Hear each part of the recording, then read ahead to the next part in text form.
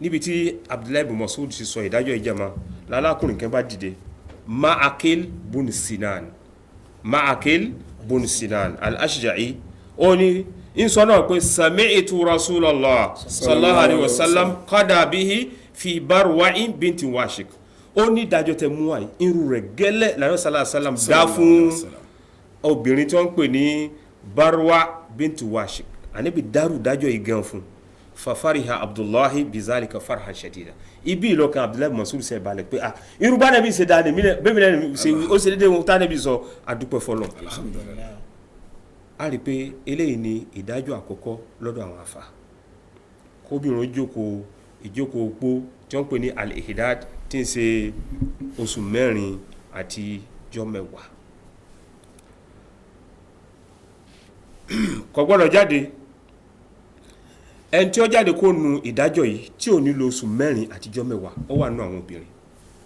ẹni tó yọ kó nu ìdájọ́ yìí òun náà lóbìnrin tó jẹ́ pé ọkọ rẹ̀ kú ó sì wà nínú oyún ti wà lára nígbàtí ó sọkọ ó sì dá wa lójú pé ọkọ yìí ló fún lóyún Ọlọ́run sì pọkọ sọ́dọ̀ sóhun náà oṣù 4 pẹ̀lú ọjọ́ 10 ní ó lò nílé ni àbíbáwò àwọn afáàní iddataha bi wad'il hamli níjọ́ tí máa ti ń bímọ gbàrà báyìí níjọ́ náà ni nǹkan oko rẹ̀ dúró wọ́n ní bọ́tẹ̀ ṣe pé ìṣẹ́jú àáyá lọ́kọ́ kú ọkọ kú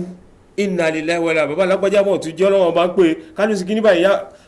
obìnrin yìí nímọ̀ tí ń dán mi lára lábá gbé lọ sí hospital lọ́bá bímọ salamu alaikum okó parí Allahu akbar. ó lè jẹ́ àwà kan ó lè jẹ́ àwà méjì ó lè jẹ́ ojúmọ́ kan ó lè jẹ́ ọ̀sẹ̀ kan ó lè jẹ́ oṣù kan òpó rẹ̀ ti parí lam tamkusu ba'dahu siwa lahza àkókò díẹ̀ fún gbólóhùn Ọlọ́run bá ti sọ wípé wa ulatul ahmal ajaluhunna an yada'na hamlahun àwọn tí wọ́n jẹ́ obìnrin tí wọ́n lóyún àkókò wọn ní pé ìjọ tí wọ́n máa ti ń bí oyún nù wọn afá ọmọ Abbas radiyallahu anhu ó ní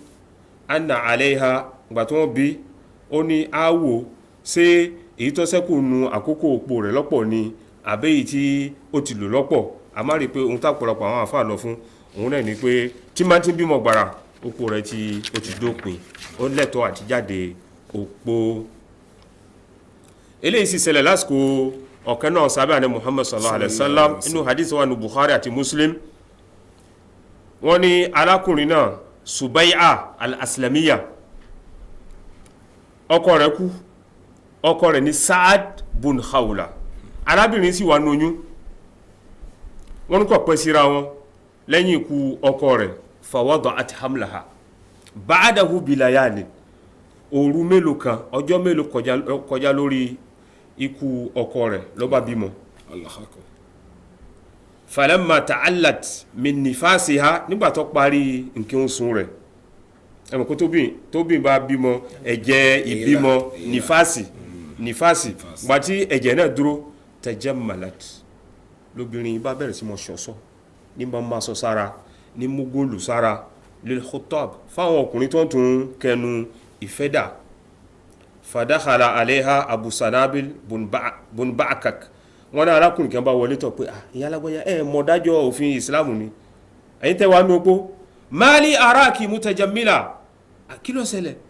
ẹn tún múra ẹn tún ṣe bí ọmọge la'allaki tarji'ina nikah àyí tó ń sọ yìí ó ń pè fáwọn ọkùnrin pé àyè sílẹ̀ nínú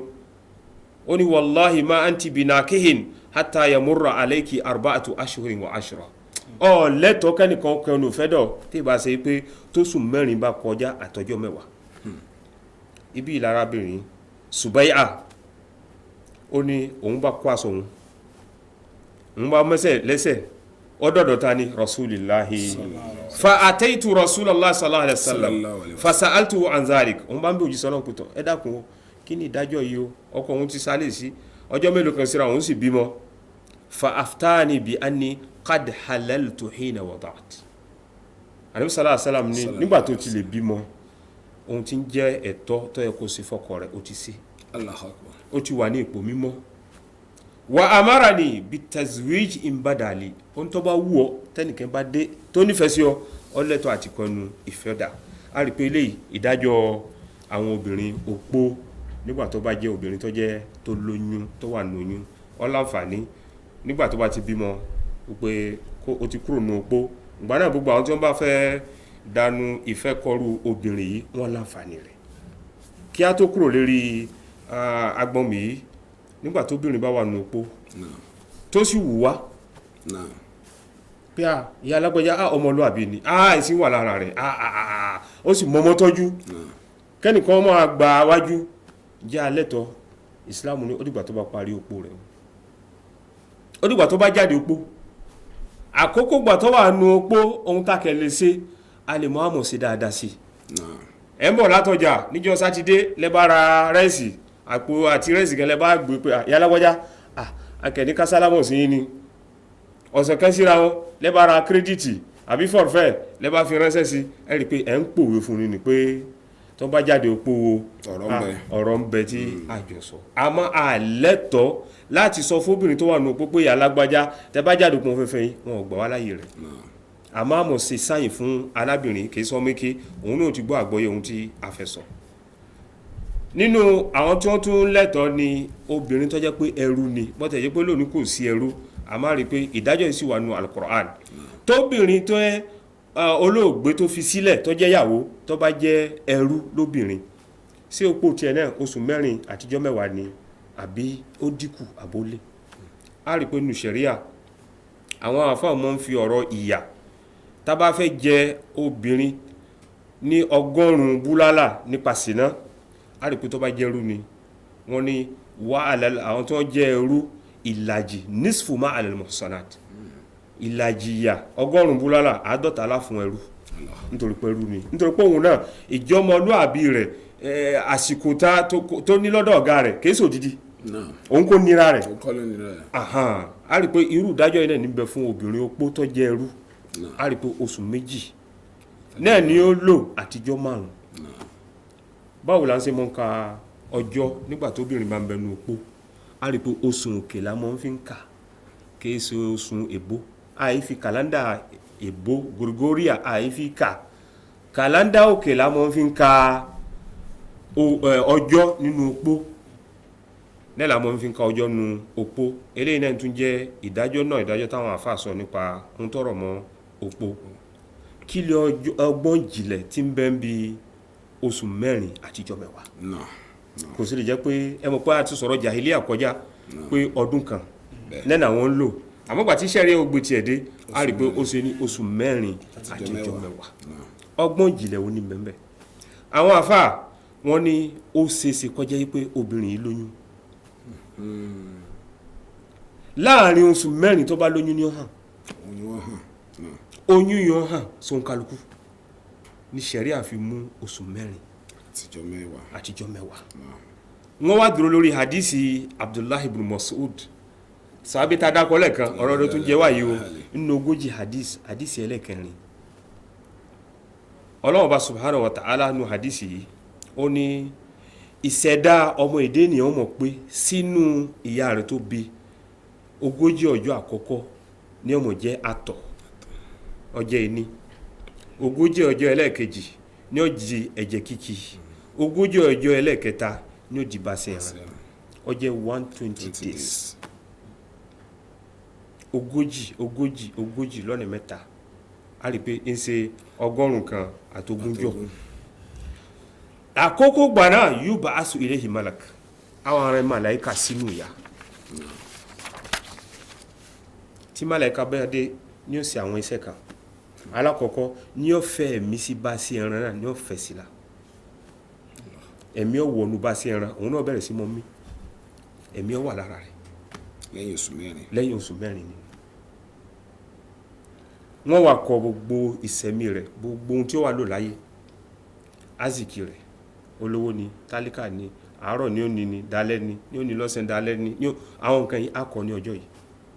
ajalihi bó tó wọn ṣe kúrò láyé accident ni àárẹ̀